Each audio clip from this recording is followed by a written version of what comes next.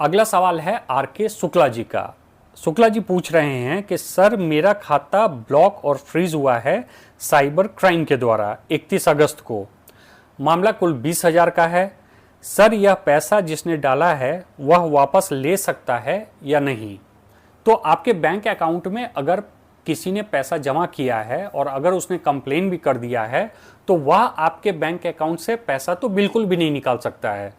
अगर आपका bank account open है तो इस परिस्थिति में तो नहीं निकाल सकता है। अगर आपका बैंक अकाउंट फ्रीज भी हो गया है या उस पर लीन भी लगा दिया गया है तो इस परिस्थिति में भी वह व्यक्ति आपके बैंक अकाउंट से किसी भी तरह से पैसा नहीं निकाल सकता है। फ्रीज बैंक अकाउंट से भी पैसा सिर्फ तभी निकल सकता है अगर साइबर सेल कोर्ट से रिकवरी ऑर्डर लिया है।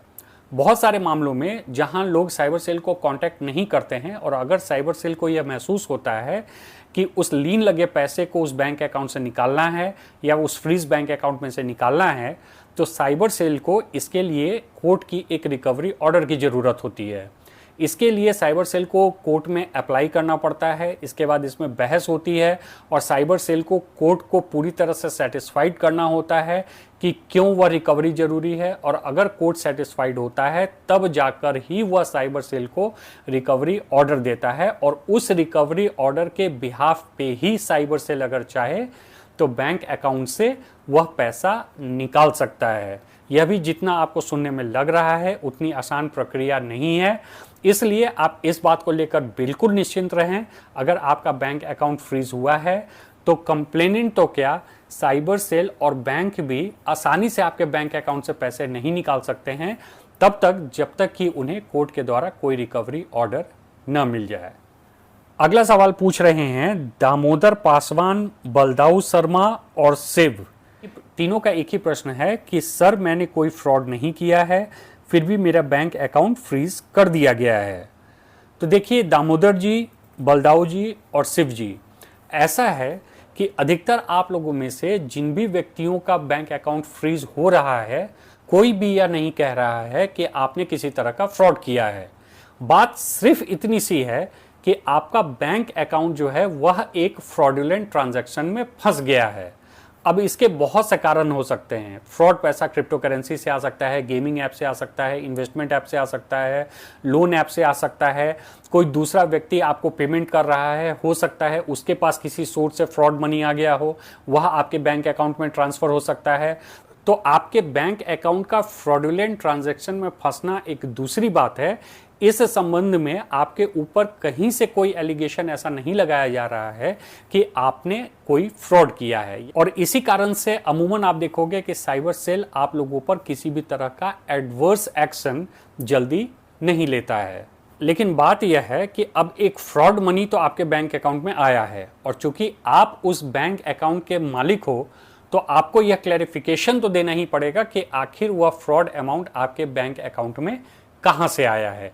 इस संबंध में आपको लॉ इन्फोर्समेंट एजेंसियों को क्लैरिफिकेशन तो देना पड़ेगा। बाकी बात रही आपकी, तो आपने किसी तरह का फ्रॉड नहीं किया है और न ही यह लॉ इन्फोर्समेंट एजेंसियां आप पर किसी तरह के फ्रॉड के चार्जेस लगाएंगी। अगला प्रश्न है देवेंद्र सिंह का। देवेंद्र जी पूछ रहे हैं कि मेरा बैंक अकाउंट पर लीन लगा है 11,000 का साइबर सेल के द्वारा। मेरे अकाउंट में पैसा नहीं है इसलिए बैलेंस 11,000 माइनस में शो हो रहा है। तो क्या इस परिस्थिति में मैं नया बैंक अकाउंट खोल सकता हूं? साइबर सेल से कोई परेशानी तो नहीं होगी? तो देखिए देवेंद्र जी, आप बिल्कुल दूसरा बैंक अकाउंट खोल सकते हैं और किसी भी परिस्थिति में खोल सकते हैं। चाहे आपके बैंक अकाउंट पे सिर्फ लीन लगा हो, चाहे आपका बैंक अकाउंट फ्रीज हुआ हो, चाहे आपके फ्रीज बैंक अकाउंट में पैसा हो या ना हो, या फिर आपके बैंक अकाउंट में जो भी बैलेंस है वो माइनस में शो हो रहा हो, किसी भी परिस्थिति में आप दूसरा बैंक अकाउंट बेझिझक खोल सकते हैं और अपने डे टू डे ट्रांजैक्शन को कर सकते हैं। पहले बैंक अकाउंट में लीन लगने या फ्रीज होने का कोई भी असर आपके इस बैंक अकाउंट पर नहीं पड़ेगा और ना ही साइबर सेल इस बैंक अकाउंट में किसी तरह की परेशानी खड़ा करेगी। इसलिए आराम से बैंक अकाउंट खोलिए और अपने डे टू डे ट्रांजैक्शन को कीजिए। अगला सवाल है कृष्णा के द्वारा। कृष्णा पूछ रहे हैं कि सर मैंने जब साइबर सेल से बात की तो वह बता रहे हैं कि आप कोर्ट जाकर अकाउंट रिलीज करा लो, तभी अकाउंट अनफ्रीज होगा। तो कृष्णा जी, जहां तक मैं आपका प्रश्न समझ रहा हूं, आपका कहना यह है कि आप साइबर सेल को कांटेक्ट कर रहे हो तो साइबर सेल नहीं सेटलमेंट के लिए तैयार है और नहीं वह आपसे कोई एविडेंस मांग रहा है, बल्कि आपको सीधे तौर पे यह कह रहा है कि कोर्ट जाकर आप अपना बैंक अकाउंट रिलीज करा लें। तो इसका कारण कृष्णा जी यह है कि जब भी साइबर सेल में कोई कंप्लेन होता है तो कंप्लेन के बाद इंक्वायरी स्टेज पर पूरा मामला जो है वह साइबर सेल के हाथ में होता है। उस समय साइबर सेल से अगर आप बात करोगे तो आपके मामले में साइबर सेल सेटलमेंट भी करा सकते हैं, आपका एविडेंस लेकर इन्वेस्टिगेशन भी कर सकते हैं। इन्वेस्टिगेशन के बाद आपका नाम इस मामले से हटाया भी जा सकता है।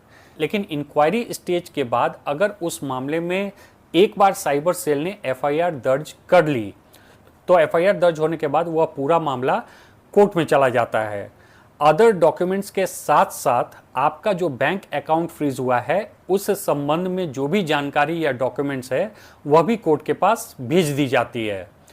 इसके बाद मामला जो है वह साइबर सेल के हाथ से निकल जाता है और तब अगर आपको बैंक अकाउंट रिलीज कराना होगा तो आपको कोर्ट के समक्ष ही जाकर इस बात की प्रेयर करनी होगी। वहां साइबर सेल चाह कर भी आपकी कोई मदद नहीं कर सकता है और इसी कारण से साइबर सेल स्पष्ट रूप से आपको कह देता है कि आप कोर्ट जाकर अपना बैंक अकाउंट रिलीज करा लें। तो जहां तक मुझे लग रहा है आपके मामले में भी यही हुआ होगा, एफआईआर हो गई होगी, साइबर सेल के हाथ से वो बात निकल चुका होगा और इसी कारण से साइबर सेल ने स्पष्ट रूप से आपको कहा है कि आप कोर्ट जाकर अपना बैंक अकाउंट रिलीज करा लें।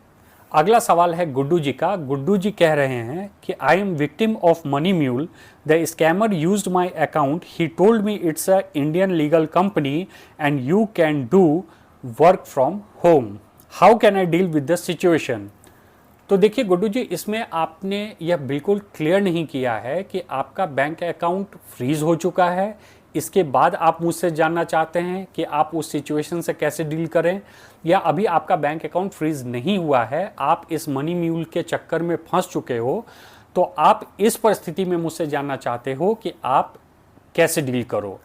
तो देखिए ऐसा है कि अगर आपका बैंक अकाउंट फ्रीज हो चुका है तो फिर दूसरा तो कोई ऑप्शन है नहीं, बैंक जाकर आप यह डिटेल प्राप्त करें कि आपका बैंक अकाउंट किस साइबर सेल ने फ्रीज किया है। इसके बाद आप उस साइबर सेल को विजिट दें और साइबर सेल से अपने मामले की जानकारी लें और जो भी वहाँ पर परिस्थिति हो उस परिस्थिति के अनुसार लीगल एक्शन लें। परिस्थिति से मेरा मतलब है कि आपका मामला है उसमें सिर्फ कंप्लेन हुआ है, एफआईआर हुआ है, किसी तरह का नोटिस जारी हुआ है या नोटिस जारी नहीं हुआ है, इन्वेस्टिगेशन चल रहा है, या आपको लग रहा है कि पुलिस कोई एडवर्स स्टेप भी ले सकती है। तो इन सारी परिस्थितियों की जानकारी ले, उसके बाद ही कोई लीगल रिकोर्स आपको सजेस्ट किया जा सकता है। लेकिन अगर आपका बैंक अकाउंट फ्रीज नहीं हुआ है और आप ऑलरेडी इस मनी म्यूल के चक्कर में फंस चुके हो, तो इसमें मेरा सजेशन यही है कि इससे निकलने का एकमात्र उपाय है कि सबसे पहले तो तुरंत आप अपने बैंक अकाउंट में उन सारे ट्रांजैक्शंस को बंद करवाओ और इसके लिए आपको बैंक का कंट्रोल वापस अपने हाथ में लेना होगा। अगर वह कंट्रोल आपके हाथ में नहीं आ रहा है तो फिर इस परिस्थिति में आप बैंक से भी शिकायत करके अपने बैंक अकाउंट को होल्ड करवा सकते हैं। देखिए, जो fraud transactions already in scammers ने कर दिया है तो डैमेज इज डन, डैमेज तो हो गया है। कल को अगर बैंक अकाउंट फ्रीज हो रहा है तो उन सारे ट्रांजैक्शन के संबंध में कहीं ना कहीं आपको क्लैरिफिकेशन तो देना पड़ेगा, या फिर आपके साथ जो भी हुआ है इस बात को तो आपको लॉ इन्फोर्समेंट एजेंसीज या कोर्ट को बतानी पड़ेगी। लेकिन तुरंत उस बैंक अकाउंट पे कोई भी ट्रांजैक्शन को रोक लगवा देने या कंट्रोल वापस ले लेने से एक फ़ायदा यह होगा कि फ्यूचर में इन स्कैमर्स के द्वारा किए जाने वाले सैकड़ों ट्रांजैक्शन से आप बच जाओगे। नहीं तो धीरे धीरे यह होगा कि यह फ्रॉड ट्रांजैक्शंस इतनी बड़ी मात्रा में हो जाएंगी कि फिर इस चक्रव्यूह से निकलना आपके लिए लगभग नामुमकिन हो जाएगा। चलिए अगला सवाल पूछ रहे हैं Soumya Ranjan. My account block due to suspicious transaction from Karnataka cyber cell, what to do now. इसमें मैं यही सजेस्ट करूंगा कि आप अपने बैंक के जाओ, बैंक से सबसे पहले उस सस्पिशियस ट्रांजैक्शंस के डिटेल निकालो, किस साइबर सेल ने आपका बैंक अकाउंट फ्रीज किया है वो पता करो। जैसे आपके मामले में तो आपने बता ही दिया है कि कर्नाटक साइबर सेल ने किया है।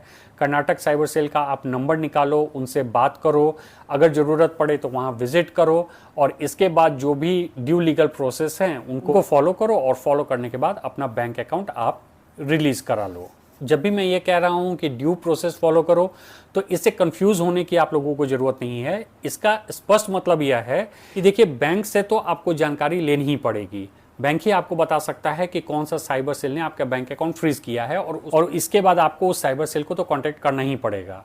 इसके बाद आपका मामला सुलझेगा कैसे, यह निर्भर करता है कि साइबर सेल आपको क्या सजेस्ट कर रहा है, और जो भी साइबर सेल सजेस्ट कर रहा है वह आपको सही लग रहा है, नहीं लग रहा है। साइबर सेल पर आपको केस सॉल्व करना चाहिए, नहीं करना चाहिए, या फिर मामले को कोर्ट में जाकर सुलझाना चाहिए। यह सारी बातें निर्भर करती हैं उस केस के फैक्ट्स एंड सर्कमस्टांसेस पे। इसलिए स्पष्ट रूप से इसमें कोई सजेशन दे पाना संभव नहीं है। आप जब साइबर सेल से मिलोगे, और साइबर सेल जब आपको सारे मामले की जानकारी देगा और उसका हल बताएगा, तब जाकर यह निर्णय आप ले सकते हो कि आगे अब आपको कौन सा लीगल रिकोर्स अपनाना चाहिए।